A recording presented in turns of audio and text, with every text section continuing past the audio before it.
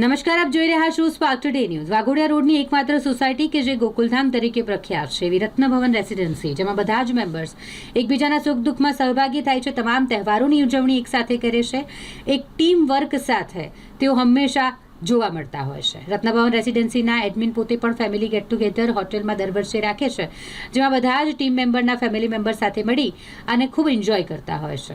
જેમાં આ વર્ષે રત્નભવન રેસિડેન્સીની એડમિન ટીમના દરેકે દરેક ટીમ મેમ્બરનું સન્માનપત્ર આપીને સન્માન કરવામાં આવ્યું। સાથે સાથે આખી ટીમમાંથી આખા વર્ષ દરમિયાન પોતાનું બેસ્ટ આપ્યું હોય તેમનું વિશેષ સન્માન મોમેન્ટો આપીને કરાયું।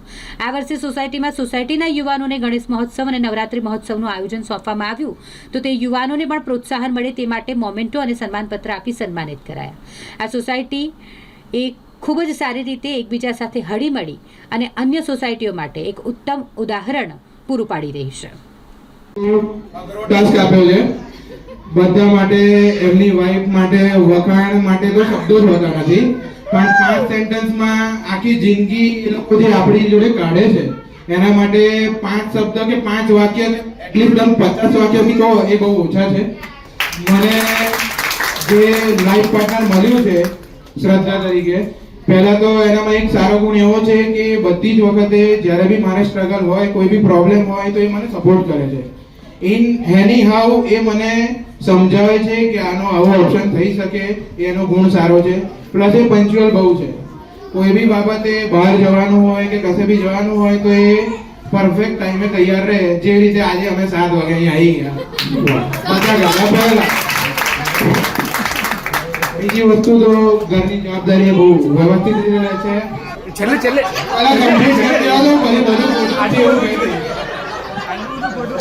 બીજી વસ્તુ તો જે રીતે બધાની ધર્મપત્ની ઘર ને બધું મેનેજ કરતી જ હોય છે। પ્લસ અમારે એક જ એની અત્યારે પોઝિટિવ મેનર છે કે એક એમએસસી કરેલી, મારથી વધારે ભણેલી, બધા કોઈને નહીં ખબર હોય, મારું એજ્યુકેશન બીઈ છે, એનું મારથી વધારે છે, એમએસસી મટીરિયલ સાયન્સ કરેલું છે, પણ એને છોકરાને લીધે એને જોબ નથી કરી અને એને એવું નક્કી કર્યું છે કે છોકરો જ્યારે મોટો થશે પછી વિચારીશું। એક એની બહુ પોઝિટિવ મેનર છે, એના માટે થેન્ક યુ મારી લાઈફમાં આવવા માટે।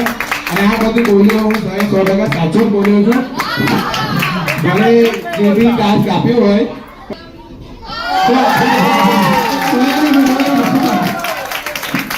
Thank you. એક વસ્તુ એવું કહું કે આટલા બધા જેટલા પણ બેઠા હશે, મેરેજના ટાઈમે ઘણી બધી છોકરીઓ જોવા ગયા હશે, પણ મેં લાઈફમાં એક જ વાર છોકરી જોવા ગયો અને એક જ વાર પસંદ કરી લીધી। મને મારા નસીબમાં બીજી વાર છોકરી જોવાનું લખ્યું જ નહોતું।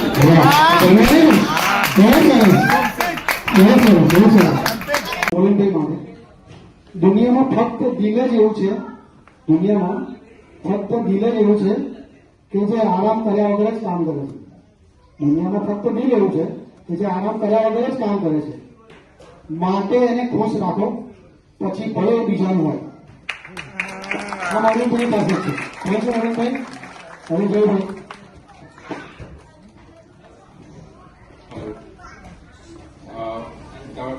તમને બધાને ખબર જ છે કે મારું કામ જે છે એ ખજાનજી છે, અને જે 40 ટાવરના જે ખજાનજી છે એ તો સારી રીતે મને ઓળખે છે, કારણ કે જયારે હવે ત્યારે હું પૈસા જ માંગતો હોઉં છું।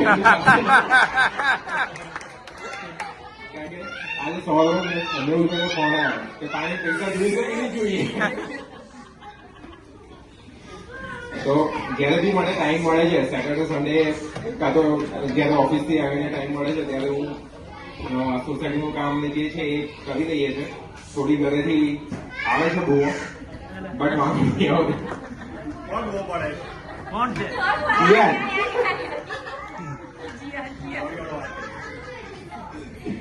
અને સોસાયટીના બધા એડમિન મેમ્બરે અને રત્નભવને જે મને સાથ આપ્યો છે તો એના માટે ધન્યવાદ। અને મેઇન જે છે મોહનભાઈ અને અમિતભાઈ, એ મારા ફૂલ સપોર્ટિવ છે, અને જે અમિતભાઈ છે એ ઇનિશિયેટિવ લે છે બધી વસ્તુ, એ મેઇન છે આપણા માટે, કારણ કે આ બધી વસ્તુ જે સ્ટાર્ટ થાય છે અમિતભાઈથી થાય, બાકી અમિતભાઈ માટે વધારે ચાલુ આપવું જોઈએ। Thank you. હેલો, અમે હજુ એવું જ ચાહીએ છીએ કે આગળનું પણ ખજાનજીનું કામ જયભાઈ કન્ટિન્યુ કરતા રહે. બીજી વાત તો ઘરે સુધી કમ્પ્લેન કરતા હોય તો કમ્પ્લેન કરવાની મહેરબાનીને બંધ કરી દેજો. બરાબર છે? કારણ કે આ પગારજીનું એમને જ કરતું રહેવું પડશે કન્ફર્મ. એ તો ના નથી પાડતી. બીજાને બી મોકો મળવો જોઈએ. આપણા રત્નાભાવમાં 2 જયભાઈ છે. એટલે જયશાને બી મોકો મળે તો મારા હિસાબે સારું છે.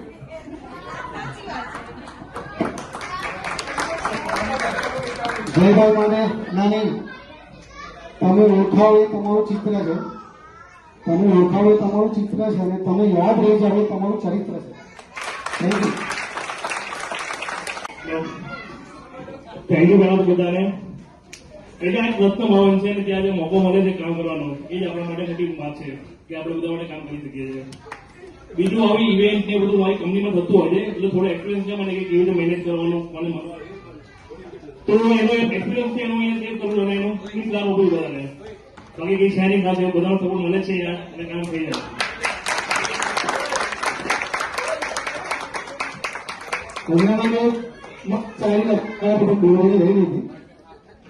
બોલતા બધાને આવડે, બોલતા બધાને આવડે, કેટલાને ચૂપ રહેતા નહીં આવડે, બોલતા બધાને આવડે, કેટલાકને ચૂપ રહેતા નહીં આવડે, પરંતુ ક્યારે બોલવું અને ક્યારે ચૂપ રહેવું તો શીખવા માટે ઉપર ફોલો શીખી રહ્યું.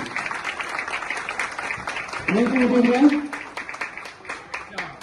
પ્લીઝ. કેમ છે બધા?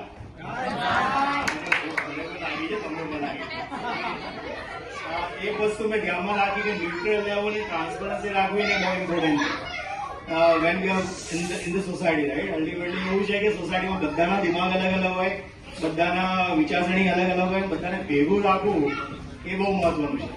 તો આઈ થિંક મારા ફેમિલી પાસેથી એ વારસો મળ્યો છે કે આ બધું મારા ફેમિલી પાસેથી એ શીખ્યો છું, બધું અંદર ઇન્વોલ્વ કરું છું. અલ્ટિમેટલી આપણું ફેમિલી છે, બધાને ધીરે ધીરે શીખવાડી છે મારા પાસ્ટ એક્સપિરિયન્સથી. તો thank you so much for everyone. અને આ સપોર્ટ જે આપે છે ફ્યુચરમાં કરતા રહેજો. એન્ડ મેડમને પણ થેન્ક યુ થોડી ઓછી ગાળો કરવા માટે.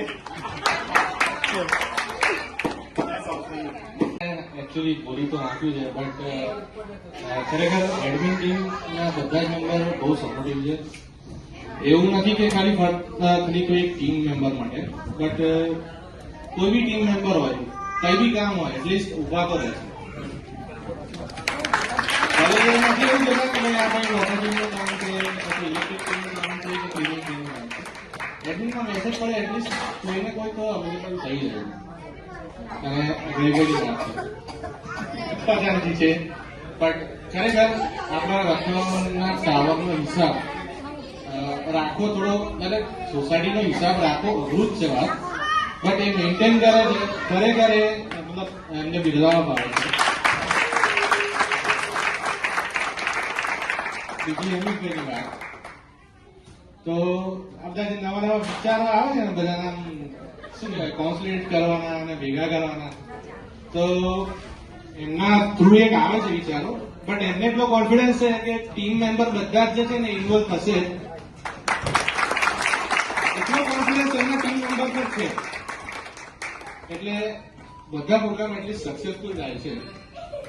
અને નવી યંગ ટીમ જે આ વખતે ઇન્વોલ્વ થઈ છે કામ માટે થેન્ક યુ વેરી. તો બી ખરેખર તમારું ઇન્વોલ્વમેન્ટ આ વખતે ફર્સ્ટ ટાઈમ હતું તો બી ઘણું સારું છે. અને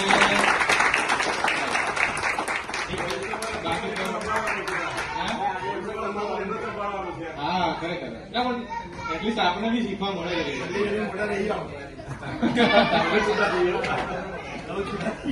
ચાલો થેન્ક યુ. હવે ટાઈમ થઈ ગયો છે ભૂખ લાગી. વ્યક્તિ શું છે એ મહત્વનું નથી પરંતુ વ્યક્તિમાં શું છે એ બહુ જ મહત્વનું છે. એવા આપણે જોઈએ. વાહ વાહ વાહ.